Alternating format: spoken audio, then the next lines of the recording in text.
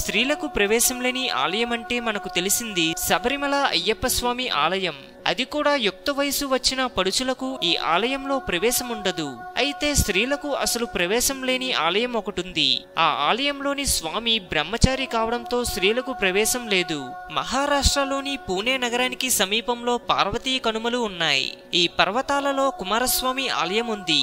ఈ ఆలయంలోని కుమారస్వామి కార్తికేయుడు అనే పేరుతో పిలువబడుతుంటాడు. 6 ముఖాలతో నెమలి వాహనంపై భక్తులను కరుణిస్తుంటాడు.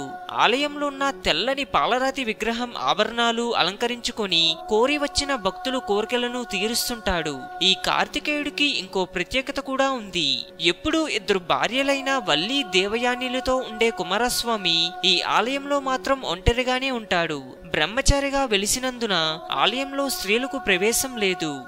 హిందూయిజం గురించి మరెన్నో గొప్ప గొప్ప విషయాలను తెలుసుకోవడం కోసం మా ఛానల్ని సబ్స్క్రైబ్ చేయండి. ఈ వీడియో మీకు నచ్చినట్టయితే లైక్ చేయండి, షేర్ చేయండి.